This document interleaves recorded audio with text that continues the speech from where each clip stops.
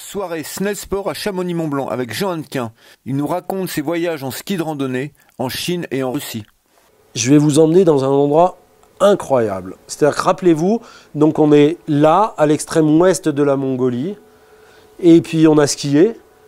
Et puis je me dis, mais attends, mon copain il avait skié côté Kazakhstan, moi j'ai skié côté mongol, là il y a la Chine, là il y a la Russie. Oh, ce qui serait sympa, c'est de skier dans tous les pays qui font partie de ce massif de montagne. Un peu comme si on était à Chamonix et qu'on se dit, tiens, j'aimerais skier en Italie, en Suisse et en France, quoi. Bon, alors ici, je veux dire, c'est simple. En termes d'autorisation, c'est simple, mais par contre, là-bas, c'est pas tout simple, quoi. Et donc, je me suis dit, bah, j'aimerais bien vraiment, parce que nous, depuis le plus haut sommet, là, le mont Cuitaine, dont je vous ai montré la photo, je voyais bien les vallées côté chinois. Je me disais, putain, mais c'est fabuleux. Il faut vraiment aller skier dans ces pentes. Puis on apercevait des villages au fond. Je me disais, mais ça doit être génial. Il suffit de se baser dans ces villages. Et puis, voilà. Sauf que bah, c'est la Chine. La Chine, c'est compliqué. On n'obtient pas les autorisations facilement. Et finalement, c'est grâce à une copine chinoise que je vais avoir les autorisations et surtout les contacts sur place pour organiser ça. L'autre chose qui m'a interpellé sur ce voyage, c'est qu'en fait, il y a des gens du National Geographic qui sont allés 2 ans avant nous et en fait, ils se sont aperçus que les plus vieilles peintures rupestres de ski ont été retrouvées dans ce massif de montagne, quoi. Et elles datent de plus de 5000 ans. Bien avant de celles qu'on a retrouvées en Norvège. Alors je ne dis pas qu'en Norvège, ils n'ont pas skié avant les Chinois, j'en sais rien. Je ne me sens pas compétent pour juger. Une chose est sûre, c'est qu'il y avait quelque chose qui m'attirait. Je me disais, tiens, il y a une histoire, il n'y a pas que skier.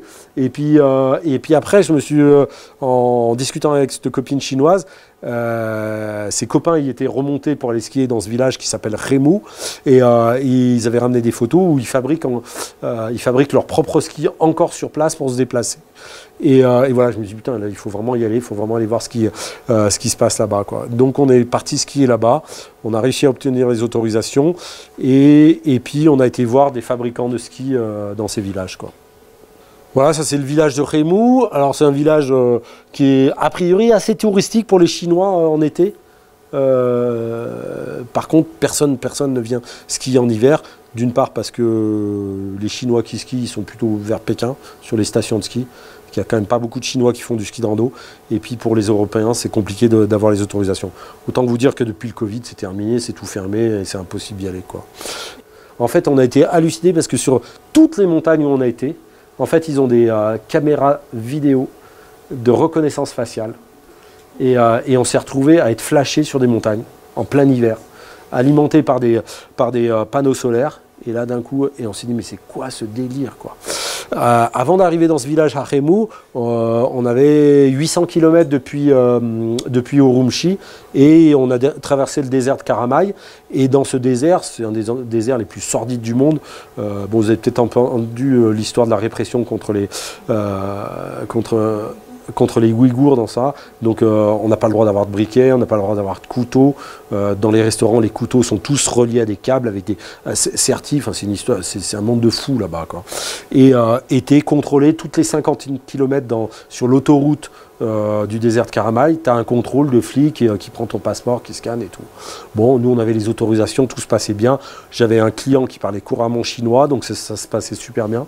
Sauf que, enfin c'est pas sauf, quand on est arrivé dans ce petit village, on s'est dit, putain, c'est cool, il n'y a plus de flics, c'est agréable. Il y avait des toutes petites gargotes de restaurant, et le soir, on va dans une gargote pour manger. Et puis, le restaurateur avait son téléphone, et il scrolle sur son téléphone et tout. Et puis, moi, j'étais à côté, et là, qu'est-ce que je vois? Il avait tous nos passeports sur son téléphone.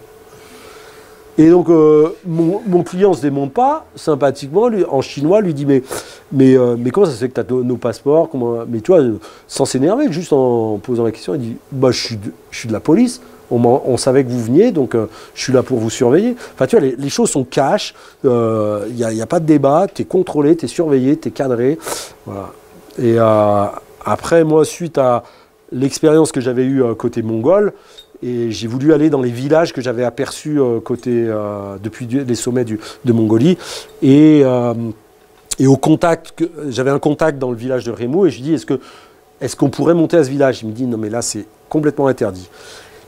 Et puis finalement les jours ont passé, il m'a dit écoute, là ils annoncent mauvais demain, écoute, vas-y, mais vraiment faut vraiment pas que tu sois aperçu, quoi.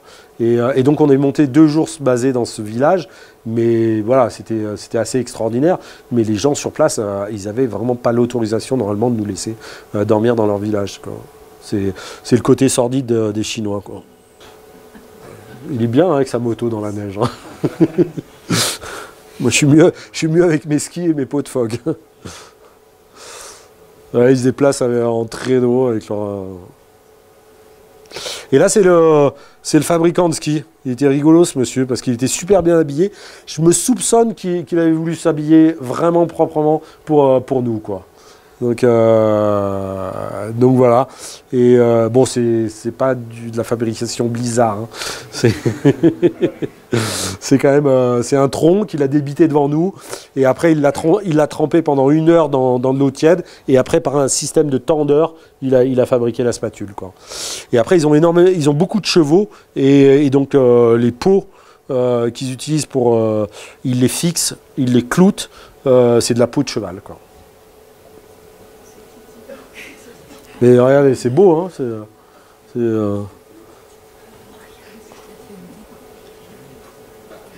On remonte au nord, je vous emmène. Alors c'est peut-être avec la situation géopolitique dans le monde, ça paraît pas bizarre de parler de ces pays, mais quand même la Russie, moi, elle m'a passionné, elle me passionne encore. Pas forcément politiquement parce que c'est un drame ce qui se passe, mais moi c'est avant, il y a 1 an, je me voyais bien finir ma carrière de guide à passer du temps en Russie, parce que c'est un pays qui a des possibilités d'exploration fabuleuses, et puis j'ai un regard aussi dessus, alors ça va vous paraître bizarre, c'est un pays de liberté. C'est un pays où on n'est pas dans des parcs où il faut prendre des autorisations. On est si tu as envie d'aller te perdre dans les forêts sibériennes, personne t'emmerde, personne te fait chier, tu y vas et point barre, quoi. Et alors c'est sûr, par contre, il n'y a pas de secours, il n'y a rien d'organisé.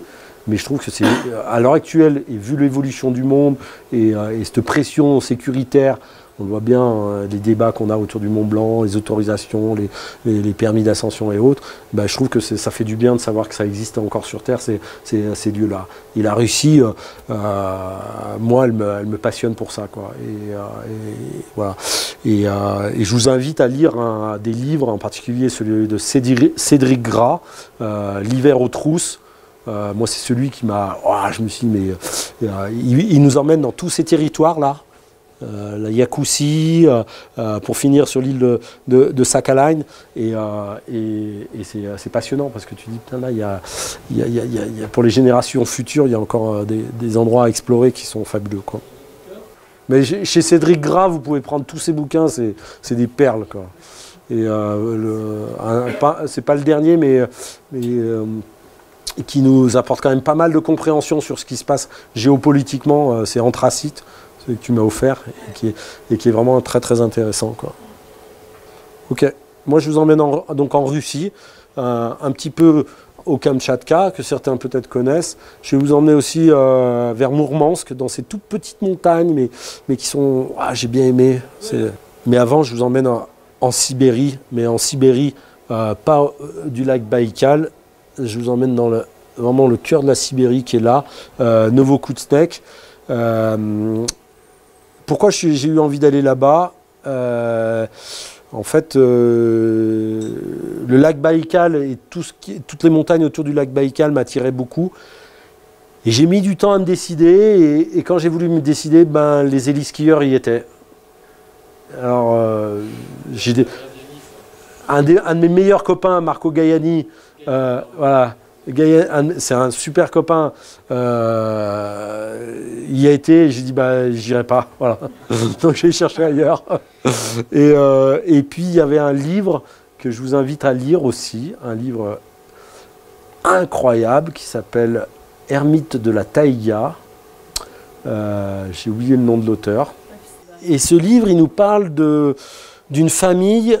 En fait, on a 2 bleds, on a Novokouznetsk, on a Abakan qui est là, et c'est dans les montagnes d'Abakan, et je vous la fais rapide, au début du XXe siècle, c'est une famille qui voulait s'affranchir, enfin non, le régime tsarien cherchait à a forcé les extrémistes orthodoxes à rentrer dans le moule d'une certaine orthodoxie. Je ne suis pas très compétent, donc je n'irai pas plus loin dans ce débat-là. Néanmoins, ces gens-là s'y retrouvaient pas du tout, et donc se sont dit, on va sortir de la société, et donc ils sont été se mettre dans une vallée. Et puis, les flics sont venus les chercher, et il y a une famille, les Likoff, qui sont remontés au cœur de cette vallée, et ils se sont isolés pendant 70 ans du monde, quoi. Et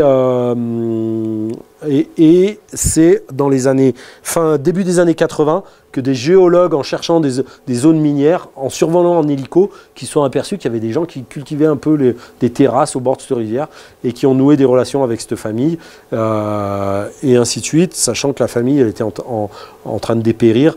La suite, je vous invite à la lire parce que c'est assez incroyable. Et nous, on a été skier au cœur de ces montagnes, quoi. On a pris un train depuis Abakan. On a jeté nos affaires sur le bord des rails. Voilà. Et après, on a eu très peur. Mais alors vraiment très très peur. Enfin, moi, j'ai horreur de l'eau. Hein. J'ai déjà du mal à prendre une douche. Mais alors là, voilà, c'était compliqué parce que ce radeau piloté par 2 Russes, pour juste traverser la rivière et remonter en ski de rando au cœur des montagnes. En fait, comment j'ai monté le voyage? C'est en cherchant sur Google Earth, j'ai trouvé des cabanes au cœur du massif. Et puis, j'avais un copain russe qui habite à Kaliningrad, qui avait déjà skié dans ce massif de montagne. Et avec lui, j'ai pu avoir les contacts sur place. Et donc, ces gens qui avaient ce radeau pour nous traverser la rivière, quoi. Et on est monté jusqu'à ces cabanes. En fait, ces cabanes, elles servent l'été pour aller chasser, essentiellement, quoi. Et après, à l'heure actuelle, moi, j'ose affirmer que c'est peut-être les plus belles neiges que j'ai skiées se situent là, quoi, en Sibérie. Ça, c'est Mikhail, avec le copain russe. Écoute, on avait froid, hein, enfin froid. Et on avait... je crois le moins 27 par là. C'était pas très chaud, ouais. La première année, moi, j'avais pas pris de chaussettes chauffantes et ouais, les orteils ils piquaient un peu, quoi. Et après, Mikhail, il m'a dit qu'une année, en début janvier, ils avaient eu moins 49, quoi. Donc là, il me disait que c'était compliqué, quoi. En fait, c'est les neiges très très froides, c'est très léger, c'est du sucre vanillé, tu vois, c'est incroyable. Après, la problématique, c'est coller ses peaux, c'est ne pas transpirer, parce que tu traces quand même dans la neige très très profonde, et donc tu peux transpirer, et gérer cette transpiration, c'est super compliqué, quoi. On a rencontré des chasseurs locaux, les mecs ils vivent dans des toutes petites cahutes, toutes petites et tout, et ils passent l'hiver à chasser. À l'automne ils s'amènent des gros bidons, des gros fûts de céréales, et ils bouffent que ça, quoi. C'est un truc de fou, quoi. C'est chauffé. Ouais, bon, il y a du bois. Ouais, non, ouais. Et c'est modèle russe, hein, c'est génial, hein, parce que là, il fait 25 degrés dedans. Puis il fait moins 25 dehors. Et puis surtout, ce qui est fabuleux, c'est qu'il y a ce qu'on appelle le sauna russe, le banya. Donc quand tu rentres d'une journée où il fait moins 25, tu vas te mettre dans un banya où il fait 80 degrés. C'est agréable, quoi. Ils fabriquent aussi leurs skis. Alors c'est des skis par contre qui sont petits, qui font 1m30. Par contre, qui font 40 au patin, 400. On est ridicule avec nos 95. Ouais. C'est moitié raquette. Un coup, on a vu un trappeur qui était, il avait sa petite luge qui tirait. Ses skis, ils ont des pots qu'ils ont collés, hein, en permanence. Et son chien. Putain, il faisait un froid de gueux. Et on l'a vu débarquer au milieu de la forêt. On s'est dit, mais putain, ce mec, comment il fait pour... Et voilà, il nous disait non, qu'il partait pour ouais, facile 15 jours, 3 semaines.